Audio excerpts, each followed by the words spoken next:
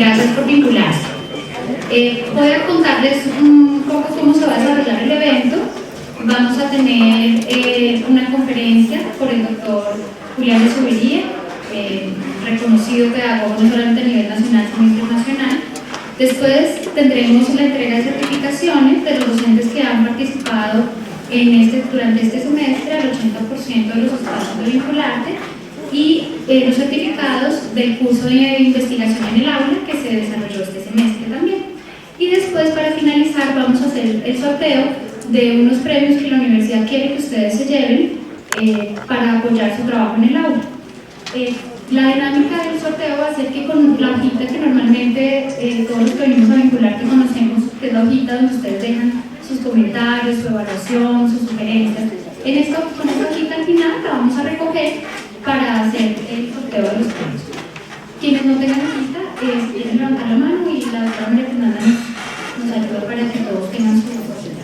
Por favor, diligencienla, no solamente con su nombre, sino ojalá diciendo mucho de lo que quisieran ver el próximo semestre. Voy a hacer una pequeña presentación sobre lo que es Vincularte, la historia de Vincularte y por qué hoy estamos acá reunidos. Vincularte Maestro nació con una inquietud sobre el quehacer docente de la doctora María Fernanda Velázquez, coordinadora académica de la Facultad de Medicina Veterinaria, y mía, quien les habla, Liliana Moreno, psicóloga de bienestar. Empezamos a trabajar de una manera muy informal para los maestros de Medicina Veterinaria y Zootecnia, y nos encantó lo que encontramos, nos encantó la posibilidad de preguntarnos sobre este quehacer docente, y empezamos a hablar con las facultades muy cercanas con las que nos encontrábamos y trabajamos normalmente, y recibimos el apoyo de otros decanos. Se unieron en principio los decanos de la Facultad de Finanzas y Estudios Internacionales, el decano de la Facultad de Ingeniería, el decano de la Facultad de Psicología. Fue una acogida, digamos, muy importante para poder dar en el semestre anterior un paso que fue hacerlo interfacultades. Y este semestre, que estamos cerrando con mucha alegría, hemos podido lanzar el programa para hacerlo a toda la universidad. Entonces, por eso hoy estamos acá reunidos en nuestro cierre convencional, pero más felices que en semestres anteriores, porque tenemos ahora vinculadas a las facultades de odontología, de administración de empresa, contaduría, todas las otras facultades que no habían estado desde el principio, y ahora estamos recibiendo mucho de esa variedad interdisciplinaria que enriquece Vincularte Maestro. ¿Qué es Vincularte Maestro? Vincularte Maestro es, en fin, la suma de varios espacios que nos, digamos que desean facilitar el preguntarse sobre el quehacer docente. Vincularte Maestro no es un curso. Vincularte Maestro es la opción de todos los días pensar en cómo lo podemos hacer mejor, qué es lo que hacemos resulta bien, qué es lo que hacemos no resulta bien, que también puede pasar, y en este trabajo pasa. ¿Cuáles son esos espacios? Voy a hacer un recorrido rápido sobre todos. Café Maestro es un espacio de reflexión y de discusión sobre un tema específico, donde nos tomamos un tinto y debatimos sobre algún tema.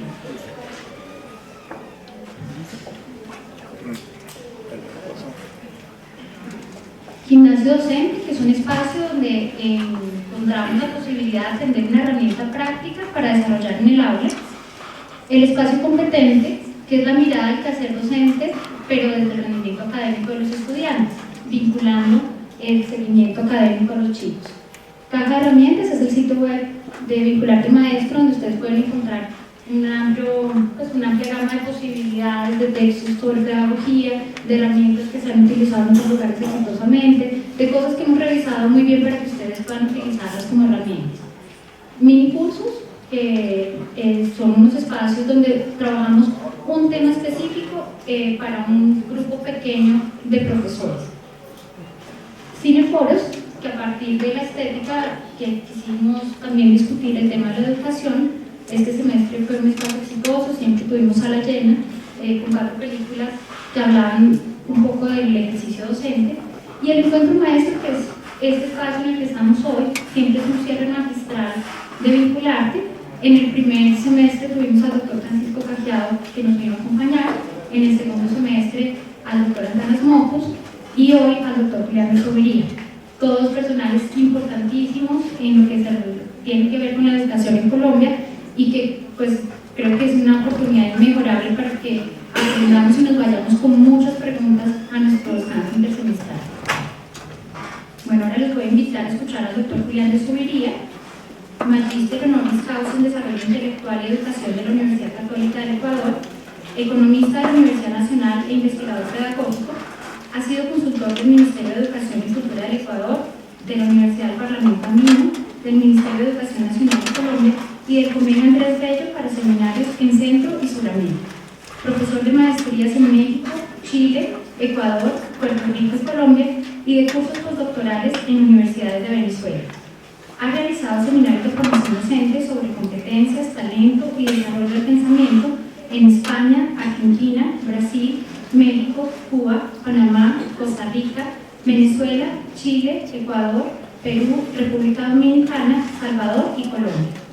Autor de 15 libros y más de 50 artículos en pedagogía, entre los cuales se encuentran Los modelos pedagógicos, del año 2006, Las competencias argumentativas, 2006, La inteligencia y el talento se desarrollan, 2008, Cómo investigar en educación, 2009, y Los ciclos en la educación, 2009. Es coautor del texto Diálogos de la economía con otras ciencias, publicado por la Universidad Nacional en el 2009, y del texto A refundar la escuela, Chile y México, 2010. Presidente del capítulo colombiano de la Asociación de Educadores de América Latina y el Caribe. Representante de los investigadores en el Programa Nacional de Ciencias, Tecnología e Innovación en Educación de Ecociencias. Representante de las Naciones Unidas en el apoyo que brinda el PNUD a diversos municipios del país en la definición de su política educativa. Miembro fundador y director desde 1991 de la innovación pedagógica del Instituto Alberto Merani en Bogotá, en la cual se creó y validó la pedagogía dialogante. Doctor, muchísimas gracias por acompañarnos. Adelante.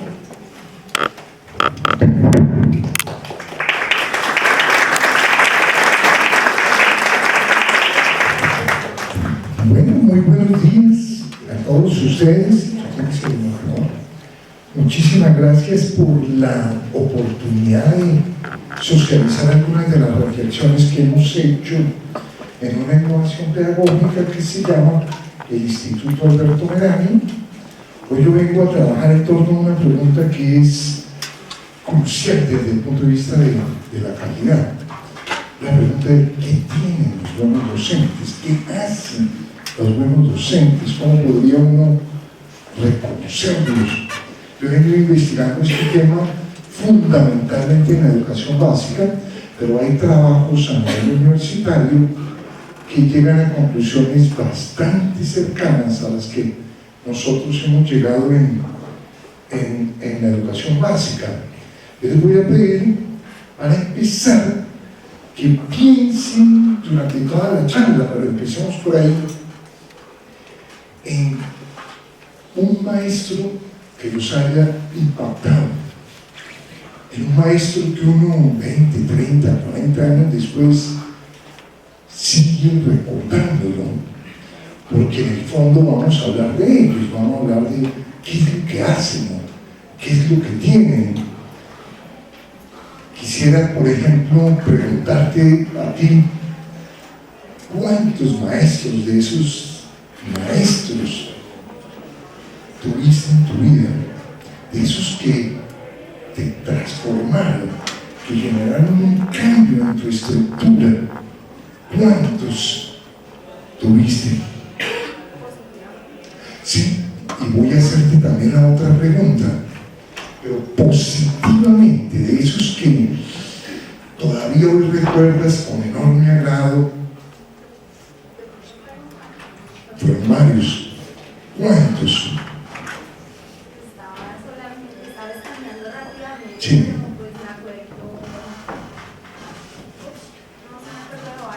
De varios. ¿Tú cuántos dirías? Yo, para mí, un profesor que es un sólido, Sí. es el doctor Humberto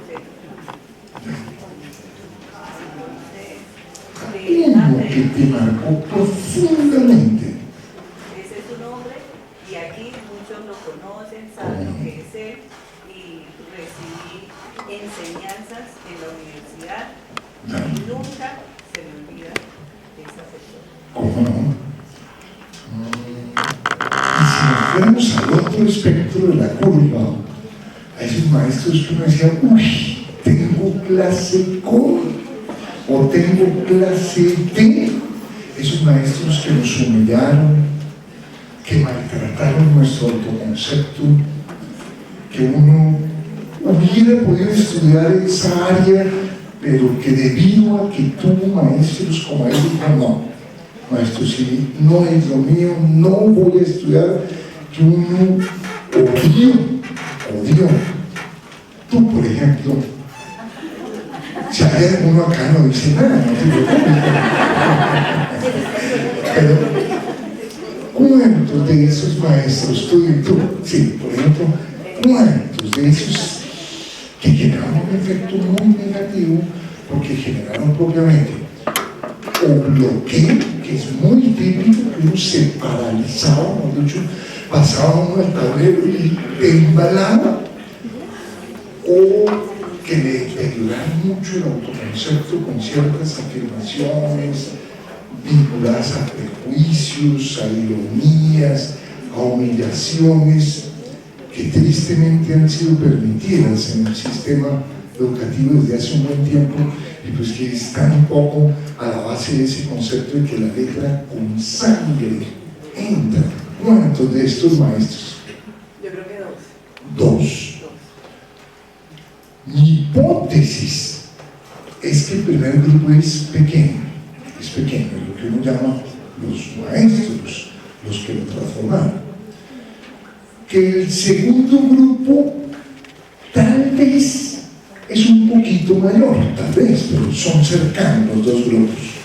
Pero ahí viene la parte más triste, que el mayor grupo muy probablemente sea el de maestros que no generaron cambios en las estructuras, que pasaron, si no fuera más cruel, y lo soy, las investigaciones me llevaron a hacerlo, diría que hubieran podido darnos clase o no, y eso no hubiera cambiado nuestra vida, porque lo triste es que uno en la vida tiene 200, 300 maestros, y en general, cuando yo hago esta pregunta, la gente recuerda 3, 4, los más optimistas dicen 5, pero es poco común. Y cuando hago la pregunta de cuántos los traumatizaron, suelen ser 1, 2 o 3.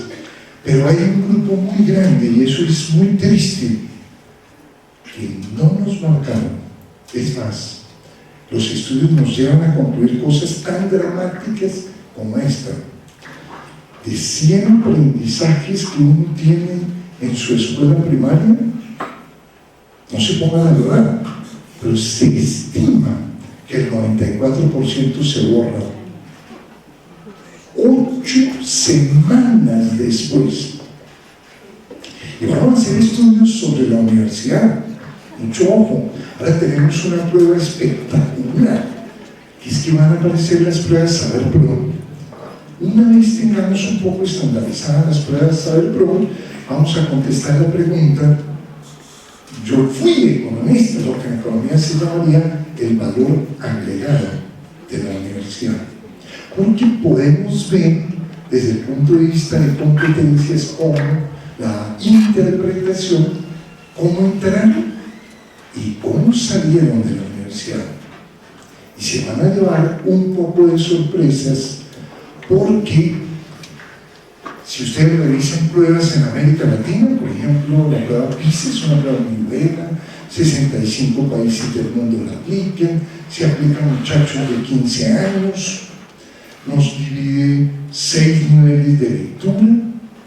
El nivel 1 es un nivel que debería tener un niño de unos 7 años, lo que se llama la lectura fragmentaria, o sea, solo capta pedacitos de las ideas. Por ejemplo, la lectura que hace un niño de 6 años que va a una película de Superman y al terminar dice, Superman volaba. Sí, eso es cierto, pero ese no es el tema, esa no es la idea central. Entonces, es una lectura fragmentaria y que va hasta el nivel 6, que es una lectura de experto. ¿Cuántos tú crees en Colombia que llegan al nivel 6 después de 10 años de educación? ¿Tú? Muy pocos, ¿sí? ¿Cuántos muy pocos? Pues porcentualmente. Sí, por ahí 5%. Un poquito menos. 0. No continúa. No se llega a bastante lejos todavía el 1. El siguiente nivel es lo que se llama lectura crítica. Después de tener un texto, uno dice, vea, este autor dice esto, lo argumenta así, da esta prueba, este es su argumento general, este es su argumento, yo no estoy de acuerdo con el argumento 3. ¿Cuántos crees que pueden hacer eso en Colombia? 0. Estadísticamente es 0. Ese ya es 0.6, pero es 0. Esos son los estudiantes de ustedes. 0. Macro proposiciones, captar la idea general, que es el siguiente nivel, ya llega el 5%. Y uno puede afirmar más o menos que en Colombia hay una educación de relativa calidad para el 5% de la población. En Colombia es mentira que la educación es un mecanismo de ascenso social, eso no es verdad. Si usted toma 2 niños de 2 estratos, del estrato 1, 2, 3, o del 4, 5 y 6, cuando llegan al grado 11, está más separada la brecha. Se agravaron las brechas, no se disminuyeron, se agravaron.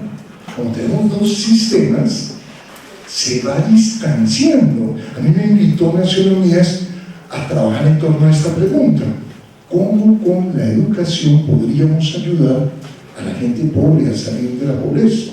Yo les dije, vean, antes de eso hay que sacar a la educación pública de la pobreza en la que está. Con esta escuela no podemos sacar a la gente de la pobreza. No asciende, es mentira la afirmación que nos han repetido y repetido de que asciende. No asciende. Tendremos que trabajar en torno al tema de la calidad muchísimos años para lograr. Por eso, 2 cosas hasta aquí. 1, tienen que ser pocos los buenos maestros, porque si solo el 4% de los jóvenes en América Latina llegan a uno de los 3 últimos niveles, si yo no uso PIS, si no digo no, cambiemos de prueba, PIRS, ¿qué pasa? Idéntico. Si yo no uso PIRS, sino otra, TIMSS, tercer estudio mundial de ciencia y matemáticas, idéntico. Si yo no uso TIMSS, sino pruebas, saber, idéntico, todas las pruebas. Llevamos 30 años aplicando pruebas y todas las pruebas nos dan los mismos resultados. Más grave, las pruebas del 2012 no están mejor que las de 1982. Más grave, eso sí es mucho más delicado. Entonces tienen que ser muy poquitos los buenos maestros, porque lo que voy a tratar de sustentar es que el buen maestro genera un cambio en la estructura del individuo. Por ejemplo, en la lectura, por ejemplo en la escritura, por ejemplo en la actitud ante la vida, por ejemplo en la argumentación. Ni les pregunto cuántos jóvenes de grado 11 argumentan bien según las pruebas nuestras. Con todos los resultados dan exactamente lo mismo. Está entre el 2% y el 4% de los jóvenes que tienen buenos procesos argumentativos o buenos procesos propositivos. O sea, el panorama de la educación es complejísimo en Colombia, pero mucho más grave de lo que la gente cree. Y algo que es muy triste, cuando le preguntan a la gente cómo ven la educación, dicen, estamos muy contentos. Eso es gravísimo. El 87% de los colombianos dice que están muy contentos de una educación que no enseña a leer, escribir, pensar, convivir. El panorama es muy grave, muy grave.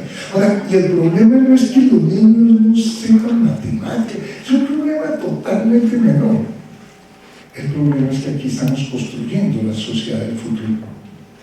El problema es que con estos resultados no nos podríamos llamar democracia, porque desde el punto de vista filosófico los jóvenes no son mayores de edad, como diría Emmanuel Kant, o sea, no piensan con cabeza propia, no tienen criterio en el momento de la decisión.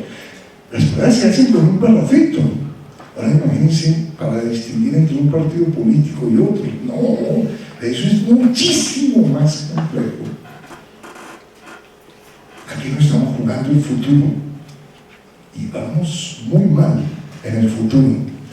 Afortunadamente hay algunos que sí generan un impacto, son poquitos. ¿Qué hacen ellos? Lo que les voy a tratar de sustentar es que desde el punto de vista investigativo la conclusión que esos maestros no tienen mucho que ver con el aprendizaje, sino con el desarrollo. O sea, son maestros que hacen cosas bastante distintas, fundamentalmente, que lo ponen a uno a pensar, a conocerse a sí mismo. Uno no recuerda al maestro que me enseñó cuál era el símbolo químico del cloruro de sodio, no. O por lo menos no lo recuerda por eso. Uno sí recuerda al maestro que le planteaba dilemas éticos, que lo llevaba a uno a rastrear quiénes son, por qué uno es quien es, o que lo enfrentaba a uno a dilemas cognitivos de por qué pasan las cosas que pasan. O sea, son maestros, que es lo que voy a tratar de sustentar toda la charla, que enseñan a pensar, que enseñan a expresarse, que enseñan a interactuar, y tiene muy poco que ver con el conocimiento, van a verlo. ¿Qué características hemos encontrado en los estudios sobre ellos? Unas 8 características. Primera, intencionalidad. Es un maestro que se esfuerza para que el estudiante le entienda. ¿Dónde ve uno eso? Si yo tomara todos los exámenes de sus estudiantes, yo podría calificar a cada uno de ustedes cómo están desde el punto de vista de intencionalidad. Miraría qué tanto le escriben a sus estudiantes, qué tanto lo retroalimentan, y ya sabría si ustedes tienen altos niveles de intencionalidad o no. Si yo le hago un examen a un muchacho y saca 1, y no le digo nada y se va dentro de 8 días, debería sacar 1. Porque para modificar eso tendría que haber un proceso desde afuera que jalonara por qué me equivoqué, dónde me equivoqué, en qué sentido me equivoqué, qué tanto me equivoqué, y eso solo lo puede captar el muchacho por un proceso de mediación. Eso quiere decir que para evaluar la intencionalidad lo clave es ver qué tanto ustedes se esfuerzan para que sus estudiantes comprendan lo que no han comprendido. Por ejemplo, qué tanto después de un examen en la clase analizan cuáles eran las respuestas, analizan cuáles fueron los errores, expliquen por qué se cometen ese tipo de errores, es decir, diríamos en un término vigusquiano, generan unos andamios para que los muchachos que presentaron el error puedan superar. Uno en la educación ha visto cosas tan absurdas como esta, que es exactamente la contraria. A mí, es una frase que suelen usar algunos profes todavía en el siglo XXI, a mí solo me aprueba el 30%. Es una frase que raya en lo ridículo. Sería análoga a que un médico dijera: a mí se me muere el 70% de mis pacientes, y que se ufanara. Pero vean que aquí hemos llegado al extremo que hay docentes que se ufanan de que no logran transformar a los estudiantes, se ufanan de eso. Vean, los estudios sobre calidad nos permiten concluir que el 83% del resultado depende de lo que se hace en la institución educativa. El 83%. Esos son estudios del 2009, PISA 2009. Es lo que se llama estudios de factores asociados.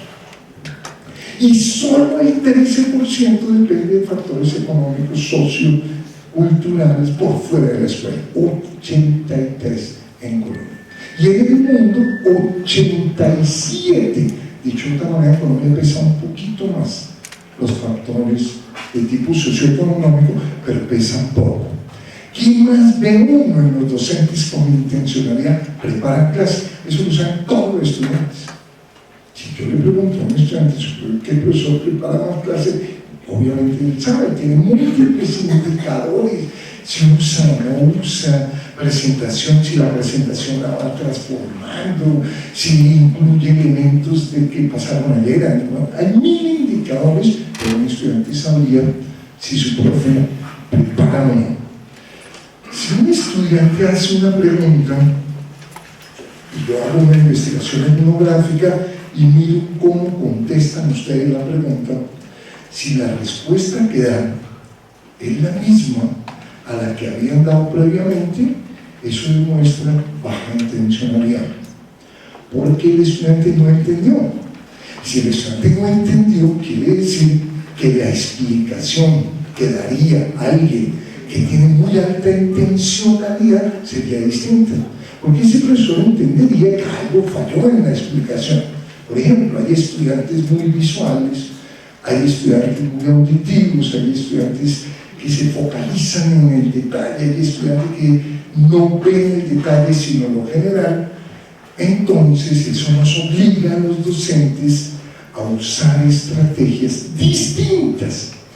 Los maestros más intencionados usan estrategias distintas, exámenes distintos. Si yo reúno a sus estudiantes y les pregunto ¿qué tanto cambian cada uno de ustedes los exámenes? Me dicen, vean, son casi siempre iguales, la estructura lógica es la misma. Siempre nos pregunta de esta manera, la intencionalidad es baja. Pero si dicen, no, este profe sí es el más creativo, a veces nos dice que hagamos un poema, otras veces nos dice que un trabajo escrito, otras nos dice que comparen con el compañero, en otras nos dicen pueden sacar el libro. Entonces ustedes tienen muy altos niveles de intencionalidad porque van variando sus explicaciones, van variando sus estrategias, es decir, que están reconociendo que los estilos cognitivos de sus estudiantes son distintos y están intentando desde distintos ángulos llegarle a los estudiantes. ¿Qué impacto tiene esto? Que el docente que tiene alta intencionalidad vincula en mayor medida con la temática, con el trabajo a los estudiantes. Entonces yo también podría, viendo los tipos de vínculo que establece el estudiante con la asignatura, captar de manera indirecta cuáles son los niveles de intencionalidad. Segunda característica que hemos encontrado, son docentes trascendentes. Lo que uno aprende ahí no es para la clase, no es para el examen, es para la vida. Esos son los maestros que uno recuerda. La escuela, sin que nos diéramos cuenta, cada vez fue desarrollando una enfermedad psicológica que tiene el nombre de esquizofrenia. ¿Por qué se nos volvió esquizofrénica?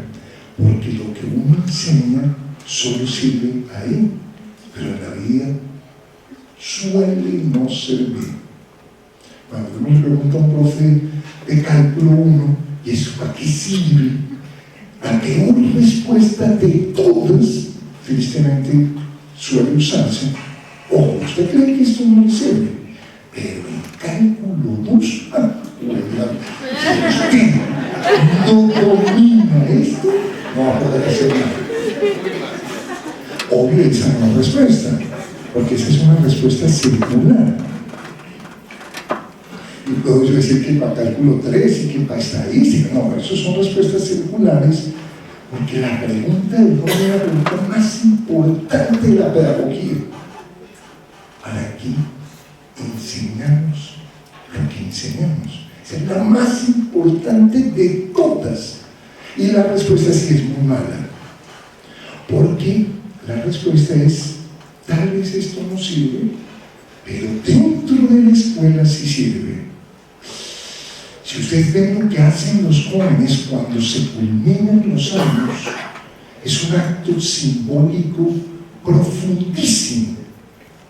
Toman el cuaderno, van a una caneca y dicen, ven para lo que sirven los aprendizajes, porque ya hice el examen, y lo botan a la caneca. Es violento el acto que ellos están haciendo. Nos están diciendo que el sistema es un poco trascendente.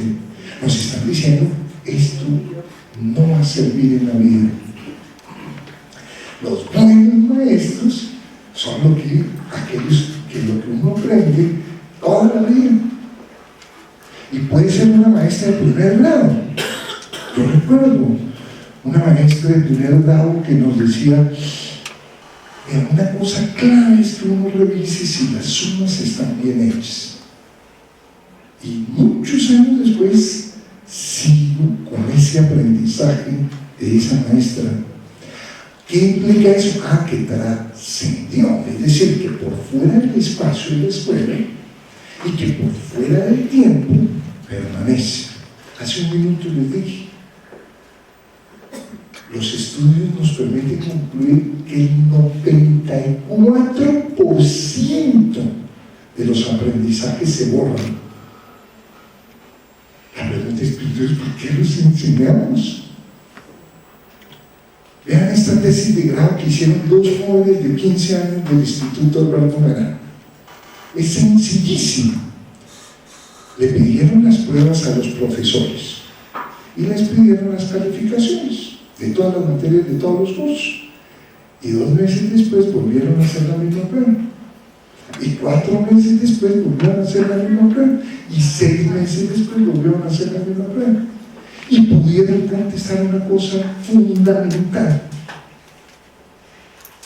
¿Se transformaron las estructuras o no? ¿Qué tanto? Hagan esa prueba ustedes. Hagan el examen, guarden el examen y aplíquenlo idéntico. Si al cabo de 6 meses el estudiante que tenía un buen balance ahora tiene más balance, preocúpense. Y preocúpense mucho. Quiere decir que no están trascendiendo. Quiere decir que los aprendizajes no están quedando. Y 2, transferencia. Que lo que uno aprende no queda aquí, sino pueda uno usarlo. Ahora, hay maneras engañosas de usarlo. Derivada de x a q, 3x a la 2. Yo estoy aplicando. No estoy aplicando. Yo estoy haciendo un proceso profundamente mecánico que no implica que yo esté operando con el concepto de derivada. No, son 2 cosas. Yo puedo concluir que la derivada de x al cubo es 3x a la 2 sin entender nada. Así me pasó a mí en la Universidad Nacional. El profe me decía, muy bien de su idea. Y no entendía. Pero ojo, una cosa es saber y otra entender. Para operar, o sea, para transferir, yo tengo que entender. El sistema educativo no está basado en la comprensión, sino en el conocimiento. Si estuviera basado en la comprensión, entonces un profe podría hacer un examen así. Dígame 5 maneras de resolver este problema. Ahora, no lo resuelva, pero díganlas. Si estuviera basado en la comprensión, entonces un profe diría, en matemáticas, hagan un ensayo de por qué la derivada de x al cubo es x a la 2 y no a la 3. Hagan un ensayo. Es una explicación teórica. ¿Qué pasaría si no hubiera derivadas? ¿Así son nuestros exámenes? porque la operación que hacemos es una operación que no tiene que ver con la comprensión. Es decir, en general no hay transferencia. El buen docente, por eso queda. Por eso cuando yo pregunto, ¿cuál? Tú dices, no, el docente que yo recuerdo, dice, eso quiere decir que trascendió. Suelen estar muy asociados la trascendencia en el tiempo y en el espacio. Eso es trascender, permanecer en el tiempo y en el espacio. Y la transferencia, que es operar con ello. Es decir, que uno pueda contestar, ¿qué pasa si no hay derivada? Ahí yo opero con el concepto de derivada. Los aprendizajes, en un término clave en educación, de una teoría clave en el aprendizaje, son significativos, o sea, se vincularon a la estructura. Por eso es que permanece. Más cambiaron la estructura. Es decir, después de esa clase yo represento el mundo distinto. Hay estudios en universidades con estudiantes en física donde les explican teoría relativista, por poner un ejemplo, hacen una prueba de cómo representan el mundo antes de la clase de física del semestre, y al terminar el semestre sacan 5 en la materia, pero cuando les hacen preguntas de cómo explican, siguen explicando igual los procesos. Es decir, la materia no cambió la estructura. ¿En cuántos casos? Todo nos indica que el problema es más grave de lo que creíamos. Piaget, en un hallazgo del siglo XX, de los más importantes para la historia humana, se dio cuenta que un estudiante podía estar sentado en clase y no aprender. Eso no lo sabíamos. Creíamos que si el estudiante estaba sentado, que si atendía, que si hacía las tareas, aprendía. No, la cosa es bastante más compleja. Pero yo voy a insistir no en el término aprender, sino en el término aprender. No en el término aprender, sino en el término desarrollar. Porque todo lo que les voy a tratar de sustentar es que esos son los buenos maestros. Los que no están preocupados del aprendizaje, sino del desarrollo. ¿En qué casos los docentes no logran esto? Cuando el docente está focalizado en el detalle. El cerebro humano no fue hecho para aprender lo que hacemos en la escuela, y cuando hablo de la escuela hablo de la universidad, es decir, hablo de todo.